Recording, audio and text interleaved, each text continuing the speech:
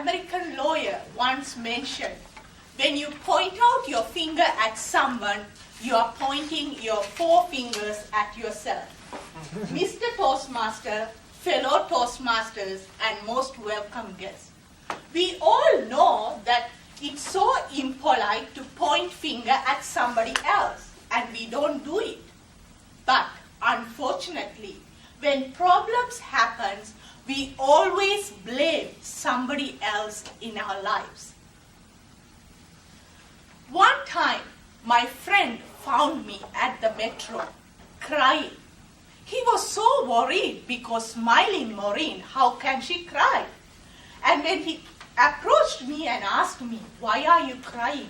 I simply said, Ricky, and I started to cry more. And my friend asked, Ricky is fine, I just called him right now. He is fine, don't cry, Maureen. I just wept more. I said, I laughed with Ricky and I started to cry more in the metro and whole wagon was just looking at me. And my friend said, don't worry, Maureen. He is a laughter champion. He is not going to laugh at you. Just take it easy.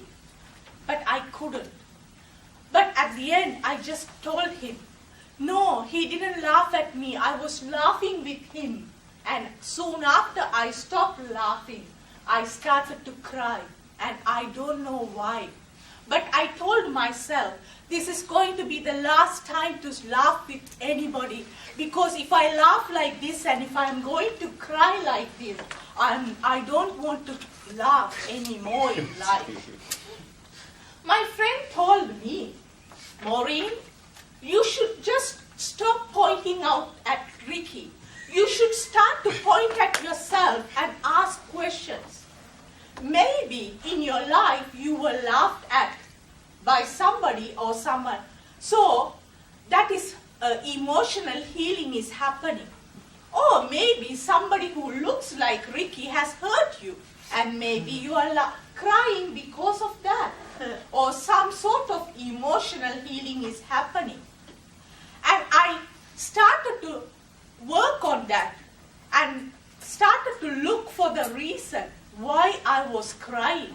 And I found out that again and again I went to the laughter party and I laughed with Ricky and I found that healing has happened inside me.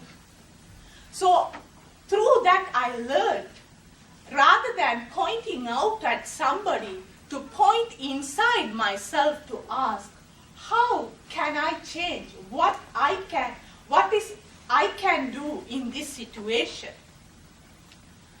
I have a client who used to come to the appointments after 30 minutes. First I thought maybe he's a night owl and the appointments which I scheduled for him in the mornings may not work. But every time he comes 30 minutes late. And one day I asked him, what's your problem? Why are you always late? And he told me, because of the STM. I asked them to put a bus stop front of my house and still they have not done it. And they have increased the fare, but nothing has happened with my request.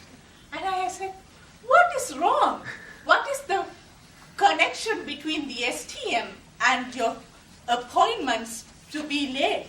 And he said, no, it takes 5 minutes to go to the bus stop, and while I walk to the bus stop, the bus always leaves and I have to wait for 30 minutes. And I was like, simple solution, man. Just get ready 5 minutes early. And if you can get ready 5 minutes early, you can be there on time. But for him, it's so easy for him to blame somebody, STM. And it's so hard for him to look at himself to say, just to make that small change. And honestly, it takes a courage to pointing in to ourselves. It's so easy to point out at anybody. And even though when we don't point out our finger at someone else, we still point our fingers at it's so hard to point out at ourselves, and it's so easy to point out at somebody else. So it's so hard to change the world, but we can change ourselves. And if we change ourselves, we can change the world. Because one person change can change the rest of the world. So I'm here to encourage, next time, whenever, whatever situation, if we point out on somebody else at the same time, point at yourself and ask the question, why, how, what, and make that change within ourselves and see that change happening around us. Thank you.